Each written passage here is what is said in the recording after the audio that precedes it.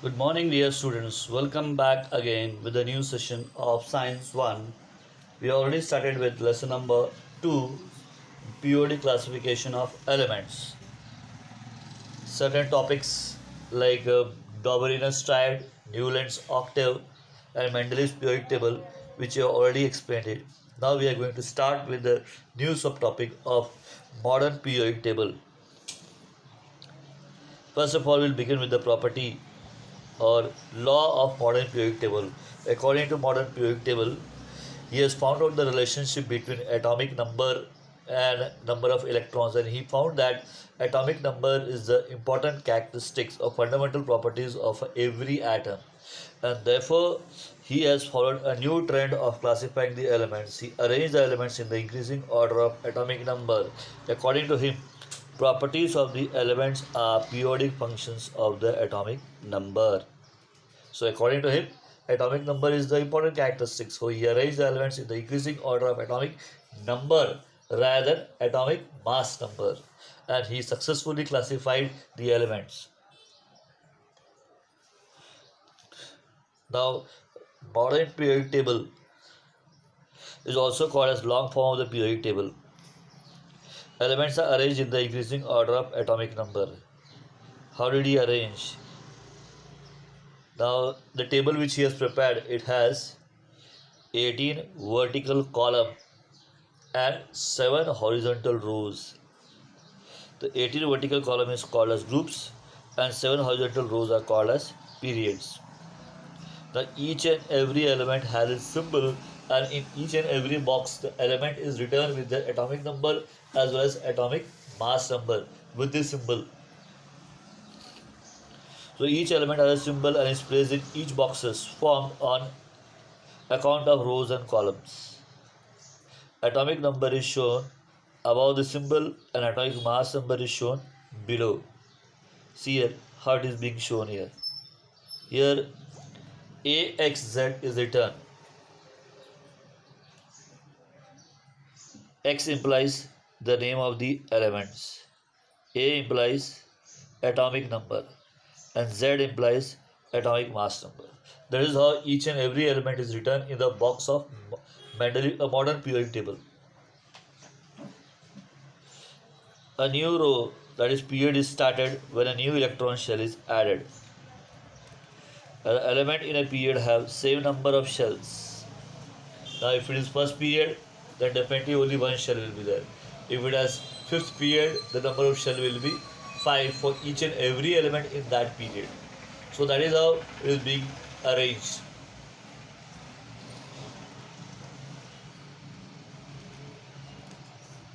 In the year 2016, all periods are completely filled.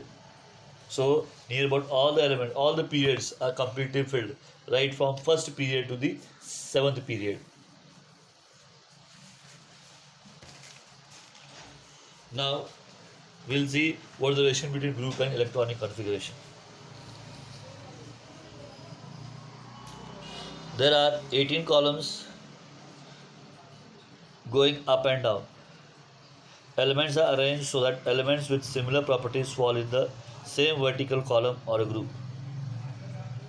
Now group 1 comprises of alkali metals. These alkali metals are highly reactive metals.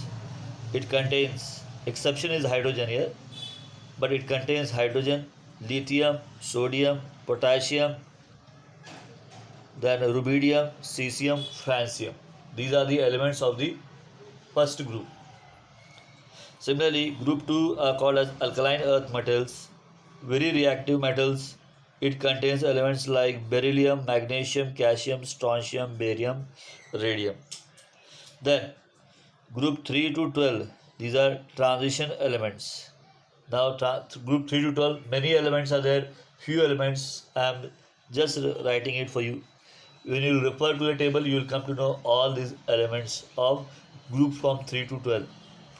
So few of the elements are scandium, titanium, vanadium, chromium, manganese, etc. Now group 17, they are called as halogen, highly reactive nonmetals like fluorine, chlorine, bromine, iodine, astatine and titanium. This is new elements recently found out and discovered. Then group 18, noble gas elements. Speciality of this, it does not react with any of the elements, and therefore they are called as noble gas or inert gas or rare gas elements. Example of this: helium, neon, argon, krypton, xenon, radon, oxygen. Then elements are grouped as per the reactivity or properties. Reactivity is determined by number of electrons in the last shell. They are also called as valence shell. So depending upon the number of electrons in the last shell, we can say whether the elements are very reactive, metals or non-metals. Reactivity depends upon number of electrons in the last orbit or last shell.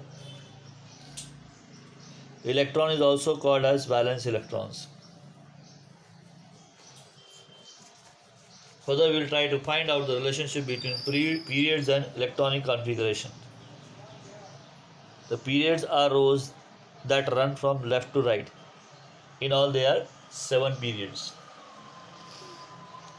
Different periods represent different energy levels or shell. For example, all elements of period 1 have 1 shell, period 2 have 2 shells, and period 3 have 3 shells, and so on. The period 1 comprises of 2 elements. They are hydrogen and helium. Period 2 elements have 8 elements. Starts from lithium and ends with neon. Lithium, beryllium, boron, carbon, nitrogen, oxygen, fluorine, neon. Similarly, period 3 have 8 elements, starts from sodium and ends to argon. Then period 4 have 18 elements, starts from potassium to krypton. Periods 5 have 18 elements, starts from rubidium and ends to xenon. Period 6 have 32 elements, starts from cesium and ends to radon. Period 7 have 32 elements, starts from francium, ends with ognesium. Then this period 6 and period 7 does not have sufficient space to occupy all 32 elements. Therefore, in group 3, all the elements, 15 elements, are put up into the same group. They are called as lanthanides and actinides. Yeah. Group 6 and 7 have 15 elements placed in one box in group 3. They are called as lanthanides and actinide series, which are placed in 2 rows below the table. Then, blocks in period table, they are arranged also in the form of SPDF. The P block, group 13 to 18.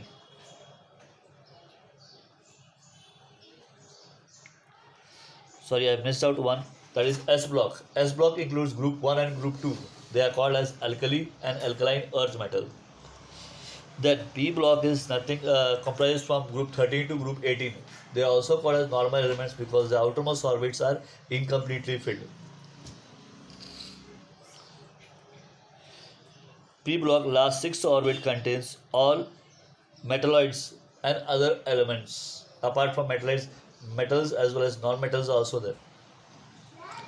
Then D block elements includes from group 3 to group 12. They are called as transition elements. Transition elements, highly reactive metals which have ability to form colored compounds. If they are forming compounds, the compounds are very colorful. Then D block is also called F block. F block is also called as inner transition elements. This includes lanthanides and actinides, which is placed at the bottom of the periodic table. They are called as F block elements. In order to understand this explanation, it is very necessary that modern periodic table has to be in front of you. So I would suggest you that before you go through the explanation, a table should be there in front of you.